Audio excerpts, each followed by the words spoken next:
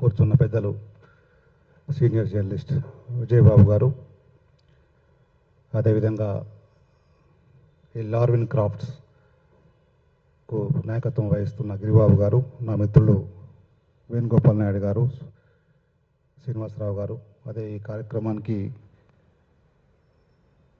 ముందుండి నడిపిస్తున్న సుధాకర్ రెడ్డి గారు, సుధా గారు, అందరికీ తొలుత చాలా బరువైన కార్యక్రమం.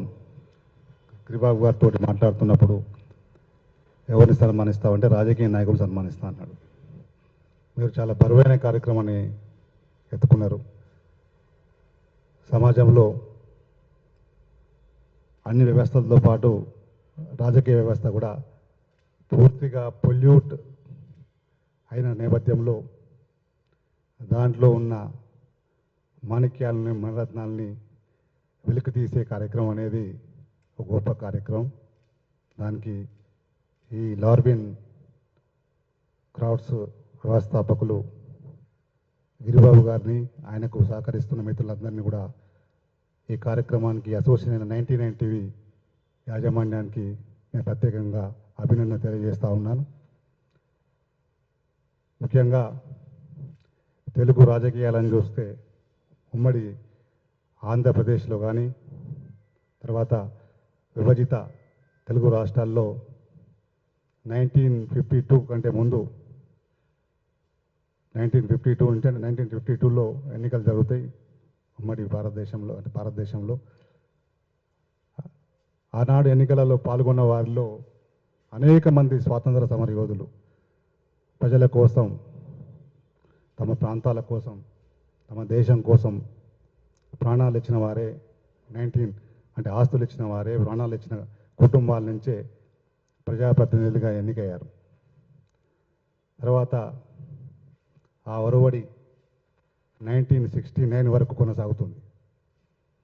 1969 నుంచి మళ్ళీ 77 వరకు పోతే 77లో దేశంలో ఎమర్జెన్సీ. ఆ తర్వాత 1984 నుంచి 70 నుంచి 84 వరకు రాజకీయాలు ఉంటే 84 తర్వాత ఇంకో తరం రాజకీయాలు ఈ తెలుగు రాష్ట్రాల్లో నడుస్తాయి. తిరిగి 2004 నుంచి ఇప్పటి వరకు ఇంకో తరం రాజకీయాలు చూస్తూ ఉన్నాం. అంటే ఓవరాల్గా చెప్పేది వచ్చేందంటే ప్రజల కోసం పనిచేసిన నాయకులు క్రమంగా కనుమరుగవుతున్నారు. ప్రజల ఆకాంక్షలే, ఆశయాలే తమ లక్ష్యంగా పెట్టుకున్న నాయకులు క్రమంగా వెనుకబడిపోతున్నారు. దానికి కారణం డబ్బు. రాజకీయాలలో డబ్బు అత్యంత కీలకమైంది. అయినా కూడా మన డబ్బు ఎప్పుడు గెలుస్తుందా అంటే డబ్బు ఎప్పుడు గెలవదు. డబ్బు కొన్నిసార్లు మాత్రమే విజయం సాధిస్తుంది. ఆ దిశగా డబ్బు లేకున్నా ప్రజల కోసం ప్రాణమిచ్చే నాయకుల్ని ప్రజలు కాపాడుకుంటూ వస్తున్నారు. అందులో అనేక మంది ఈ తెలుగు రాష్ట్రాల్లో ఉన్నారు. అటువంటి వారిని, ఇంకా మిగిలి ఉన్న ప్రజా నాయకులను ఈ తరం ముందుకు తీసుకువచ్చే బృహత్తర కార్యక్రమం చేపట్టిన గిరిబాబు గారిని మనస్ఫూర్తిగా అభినందిస్తూ, ఇది ఒక ఫస్ట్ ఎడిషన్తో ఆగిపోవద్దు. ఈ తరం వరకు ఇంకా అనేక వ్యక్తుల్ని, సంస్థల్ని మీరు ఇందులో భాగస్వాములు చేయండి. ఎందుకంటే జీవితాంతం అన్ని త్యాగాలు చేసిన రాజకీయ నాయకులు, నిజంగా ప్రజాసేవ చేసిన రాజకీయ నాయకులు అమావాస్య చంద్రుల్లా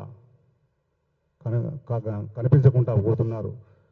అందులో చాలామంది తెలుగు రాష్ట్రాల్లో ఉన్నారు. వాళ్ళందరినీ కూడా మీరు ముఖ్యంగా ప్రజల కోసం పనిచేసిన ముఖ్య నాయకులందరినీ కూడా తీసుకొచ్చి ఈ సన్మాన కార్యక్రమాల్లో వాళ్ళకి స్టేట్స్మెన్ అవార్డులు ఇవ్వడం అనేది నేను ఈ ప్రత్యేకంగా అభినందిస్తూ ఉన్నా. ఈ తెలుగు రాష్ట్రాలకే పరిమితం కాకుండా భారతదేశ వ్యాప్తంగా మీ సంస్థ అభివృద్ధి చెందాలని, ఈ అవార్డులు ఇవ్వాలని నేను మనస్ఫూర్తిగా ఆకాంక్షిస్తూ సెలవు తీసుకుంటా ఉన్నా. ఈ అవకాశం ఇచ్చిన మిత్రులందరికీ ధన్యవాదాలు.